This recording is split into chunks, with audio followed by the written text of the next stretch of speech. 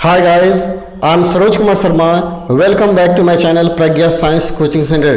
My dear friends, आज हम लोग मॉडर्न फिजिक्स का द्वितीय चैप्टर पढ़ेंगे. इस चैप्टर का जितना भी शॉर्ट क्वेश्चन है जो कि परीक्षा में पूछा जाता है उन सारे क्वेश्चनों को मैं एक एक करके डील करता हूं.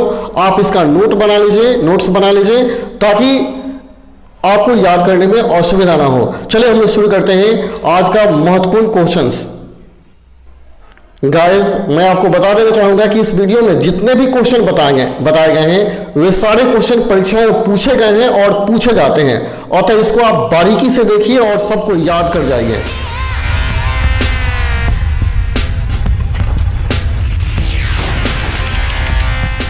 आई am Saroj Kumar Sharma. Welcome back to my channel Pragya science coaching centre. Guys, आज हम लोग मॉडर्न फिजिक्स में जितने भी न्यूमेरिकल टाइप शॉर्ट क्वेश्चन हैं उसको पढ़ेंगे. चलिए हम लोग शुरू करते हैं, ज़्यादा समय नहीं बर्बाद करते हैं. न्यूमेरिकल टाइप जितने भी शॉर्ट क्वेश्चन हैं उसको हम लोग देख लेते हैं, जो कि मॉडर्न फिजिक्स का द्वितीय चैप्टर है, एटम. चलिए इसमें सबसे पहला प्रश्न है, इसको देखिए. परमाणु में इलेक्ट्रॉन की अस्थायी कक्ष किसे कहते हैं? परमाणु में इलेक्ट्रॉन की अस्थायी कक्ष किसे कहते हैं तथा उसकी शर्त क्या होती है? अस्थायी कक्ष का शर्त क्या होता है आपको बताना है. तो याद कर लीजिए, कुछ निश्चित त्रिज्याओं की कक्षाएं जिनमें घूमता इलेक्ट्रॉन ऊर्जा का उत्सर्जन नहीं करता है अस्थायी कक्ष कहलाता है. कहने का मतलब वह कक्ष जिसमें घूमने वाला इलेक्ट्रॉन ऊर्जा का उत्सर्जन नहीं करता है अस्थायी कक्ष कहलाता है. इन कक्षाओं में घूमते इलेक्ट्रॉन का कोणीय संवेग h/2π का पूर्ण गुणज होता है, अर्थात mvr=nh/2π, जहाँ n का मान 1 2 3 4 होगा. इसको याद रखेंगे, ये फॉर्मूला mvr=nh/2π. अगला क्वेश्चन है, परमाणु में इलेक्ट्रॉन की अस्थायी कक्ष की विशेषताओं का उल्लेख कीजिए. अस्थायी कक्ष की विशेषता का उल्लेख करना है. जैसा कि मैंने बताया कि अस्थायी कक्ष में जब तक इलेक्ट्रॉन रहता है वो ऊर्जा का उत्सर्जन नहीं करता है. तो यहाँ इसका विशेषता हो जाएगा कि इलेक्ट्रॉन की अस्थायी कक्ष वह होती है जिसमें घूमता हुआ इलेक्ट्रॉन ऊर्जा का उत्सर्जन नहीं करता है. पहली विशेषता हो गई. दूसरी हो जाएगी, इन कक्षाओं में घूमते हुए इलेक्ट्रॉन का कोणीय संवेग h/2π का पूर्ण गुणज होता है, जहाँ h प्लांक नियतांक होता है. इसे क्वांटम प्रतिबंध भी कहा जाता है. h/2π जो है इसे क्वांटम प्रतिबंध भी कहा जाता है. यह आपका विशेषता हो जाएगा अस्थायी कक्ष के इलेक्ट्रॉनों की. अगला है तीसरा क्वेश्चन, किसी परमाणु के उत्तेजन विभव से क्या तात्पर्य है? किसी परमाणु के उत्तेजन विभव से आप क्या समझते हैं? यह क्वेश्चन पूछा हुआ है, काफी इंपॉर्टेंट. इस वीडियो में जितने भी क्वेश्चन हैं अति महत्वपूर्ण है. तो इसका आंसर हो जाएगा वह न्यूनतम त्वरक विभव जो किसी इलेक्ट्रॉन को इतनी ऊर्जा प्रदान कर सके कि वह किसी परमाणु से टकराने पर उसे न्यूनतम ऊर्जा स्तर से ठीक आगे वाले ऊर्जा स्तर में उत्तेजित कर सके, परमाणु का प्रथम उत्तेजन विभव कहलाता है. इसे स्क्रीनशॉट ले लेंगे और अच्छा से नोट कर लेंगे. अगला क्वेश्चन है चौथा, आयनन ऊर्जा की परिभाषा दीजिए. हाइड्रोजन परमाणु के लिए इसका मान क्या है? आयनन ऊर्जा का परिभाषा देना है और हाइड्रोजन परमाणु के लिए इसका मान क्या होगा वो बताना है. तो हो जाएगा, यदि किसी परमाणु को न्यूनतम अथवा मूल अवस्था में +13.6 इलेक्ट्रॉन वोल्ट ऊर्जा बाहर से दी जाए तो परमाणु का कुल ऊर्जा हो जाएगा -13.6 इलेक्ट्रॉन वोल्ट + 13.6 इलेक्ट्रॉन वोल्ट = 0, यानी 0 हो जाएगा. अर्थात परमाणु आयनित अवस्था में पहुंच जाएगा. यह बाह्य ऊर्जा ही परमाणु के आयनन ऊर्जा कहलाती है. जो बाहर से ऊर्जा हम देते हैं उसे कहा जाता है आयनन ऊर्जा. हाइड्रोजन परमाणु के लिए इसका मान 13.6 इलेक्ट्रॉन वोल्ट होता है, यानी बाहर से दिए जाने वाली ऊर्जा को ही आयनन ऊर्जा कहा जाता है. अगला है, हाइड्रोजन परमाणु की आयन ऊर्जा ज्ञात कीजिए. आयन ऊर्जा का मान ज्ञात करना है. पहले वाले हमने क्वेश्चन में देखा कि आयन ऊर्जा का मान क्या आया था, 0 आया था, लेकिन कैसे ज्ञात करेंगे देखिए. तो हाइड्रोजन परमाणु की nवीं कक्ष की ऊर्जा फॉर्मूला होता है En = -13.6 इलेक्ट्रॉन वोल्ट बटा n². अगर देखा जाए इन्फिनिटी अवस्था में तो E∞ बराबर 0 हो जाएगा. अब प्रथम कक्ष में E1 बराबर क्या हो जाएगा, n का मान जब 1 रखेंगे तो -13.6 आ जाएगा. ठीक है. और अगर हम बाहर से 13.6 इलेक्ट्रॉन वोल्ट ऊर्जा देते हैं तो कुल ऊर्जा क्या हो जाएगा, जोड़ देंगे तो बराबर 0 आ जाएगा. यही जीरो है परमाणु हाइड्रोजन परमाणु का आयनन ऊर्जा है. इन दोनों को जोड़ दिए. अगला है, रिडवर्ड नियतांक का मान लिखिए. ये तो फॉर्मूला याद करेंगे, इसको R से सूचित किया जाता है. R बराबर होता है 1.097 × 10⁻⁷ प्रति मीटर, यह रिडबर्ग नियतांक का मान है, आर का वैल्यू है। अगला क्वेश्चन है 7 नंबर, हाइड्रोजन परमाणु की आयनिक ऊर्जा 1306 इलेक्ट्रॉन वोल्ट है, हीलियम परमाणु की आयनिक ऊर्जा कितनी होगी? यानी हाइड्रोजन का दिया है, हीलियम का आपको निकालना है। तो देखिए यहाँ जेड परमाणु संख्या होता है और एन क्या होगा? बोर यानी बोहर कक्ष की ऊर्जा होगी, आयन ऊर्जा होगी। तो ई एन बराबर सूत्र होता है ई एन बराबर माइनस एम ई के power 4 Z square 8 E square H square equal to 1 बटा एन स्क्वायर। यहाँ एन का जेड का मान 1 रखेंगे जेड हाइड्रोजन के लिए, और हीलियम के लिए 2 रखेंगे, और दोनों के लिए एन का मान क्या होगा? समान होगा, ठीक है। और हम जानते हैं कि ई समानुपाती क्या होता है? जेड स्क्वायर होता है, ई समानुपाती होता है जेड स्क्वायर, और तो हीलियम ई हीलियम बटा ई हाइड्रोजन, ठीक है।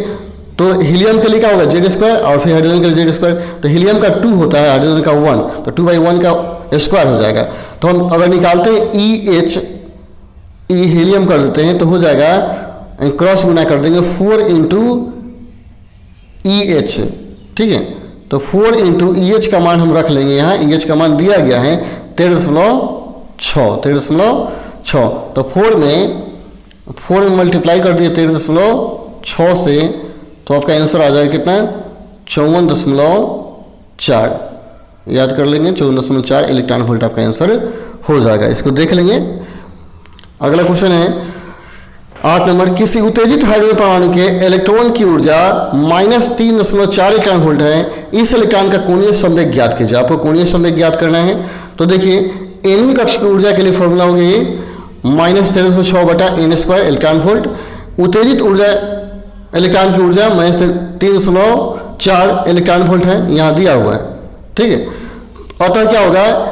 यह 13.6 बटा एन स्क्वायर जो होगा 304 के बराबर हो जाएगा। हम क्रॉस गुना कर लेंगे तो एन स्क्वायर, यानी यहाँ मैंने क्या बताया आपको कि -13.6 बटा एन स्क्वायर जो है यह बराबर किससे का हो गया? 3.4 के, -3.4 के।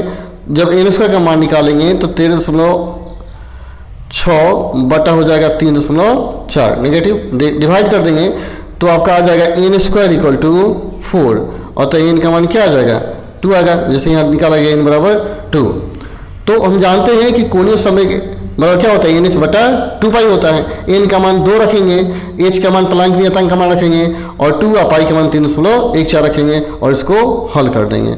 इन दोनों को मल्टीप्लाई 2 इंटू 6.6, इसको मल्टीप्लाई कर लीजिए खुद से। आप क्या कीजिए, बना लीजिए 3.154, और इसको क्या हल करेंगे तो आपका आंसर आ जाएगा 2.1 × 10⁻34 जूल सेकेंड। ये होगा आपका आंसर, ठीक है। अगला है 9, हाइड्रोजन के प्रथम बोर कक्ष की त्रिज्या 0.5 एंगस्ट्रॉम है, तृतीय बोर कक्ष की त्रिज्या ज्ञात कीजिए। प्रथम का दिया है, तीसरा का निकालना है। तो यहाँ याद करें, सिंपल सा है, एक फॉर्मूला याद रखेंगे। R3 का मान निकालना है तो तीसरा N3 बटा क्या हो जाएगा? N1, N3 बटा N1 का whole square into R1 into हो जाएगा R1, N3 बटा N1 का होल स्क्वायर बटा गुना R1 हो गया। तो यहाँ R3 आपको निकालना है, तो N3 का मान दिया गया 3, N3 में तीसरा का N1 का मान 1 का होल स्क्वायर गुना R1 त्रिज्या, तो 9 गुना हो जाएगा। R1 का मान 0.5 दिया है, तो गुना करेंगे 4 से क्या आ जाएगा? 5। यही आपका आंसर हो जाएगा 4.5, जो कि यहाँ निकाला गया। आप इसको ध्यान से देख लेंगे। अगला क्वेश्चन है, हाइड्रोजन परमाणु के वर्णक्रम में बामर श्रेणी की प्रथम रेखा की तरंगदैर्घ्य की गणना कीजिए।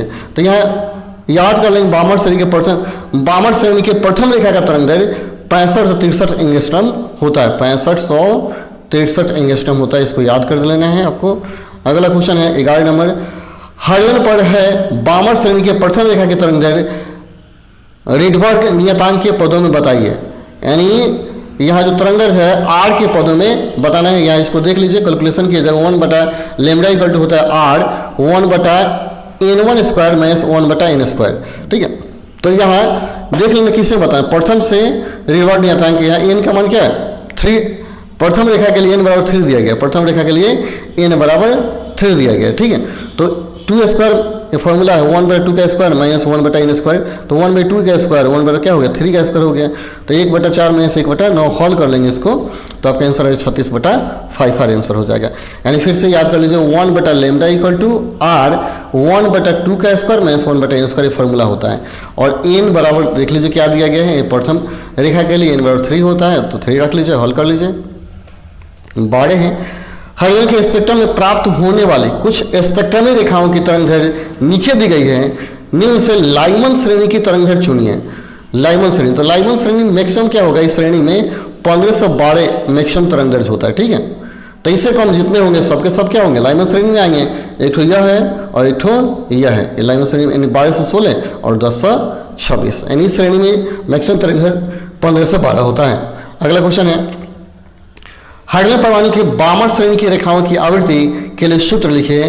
तो आवृत्ति v बराबर होता है RC 1/2 का स्क्वायर 1/n स्क्वायर, यानी RC इसके पहले वाले क्वेश्चन में हम लोग देखे थे, RC जो है यहाँ देखिए RC यानी R हो गया रीडवर्ग नियतांक है कांस्टेंट, RC का मतलब क्या हुआ रीडवर्ग कांस्टेंट, R से रीडवर्ग कांस्टेंट, ठीक है।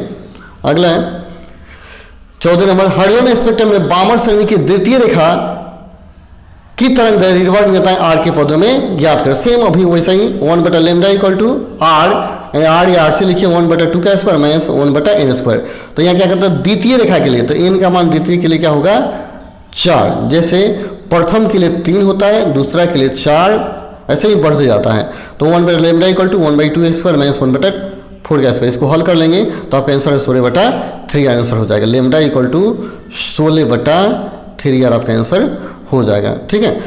चलिए ये क्वेश्चन जितने भी हैं 14 जो क्वेश्चन मैंने बताया काफ़ी इंपॉर्टेंट है, ये सारे क्वेश्चन परीक्षा में पूछे जाते हैं। एक साल गैप देकर देखिएगा, आप क्वेश्चन बैक उलट के देख लीजिए, ये सारे प्रश्न हर एक साल पूछे जाते हैं, प्रूफ है कि आप क्वेश्चन उलट के देख लें। चलिए तो आज के लिए हम इतना ही रह लेते हैं, फिर मिलते हैं हम लोग अगले वीडियो में। यदि आपको ये क्वेश्चन ये वीडियो अच्छा लगा हो तो चैनल को सब्सक्राइब कर लें और अपने दोस्तों तक इस वीडियो को जरूर शेयर करें।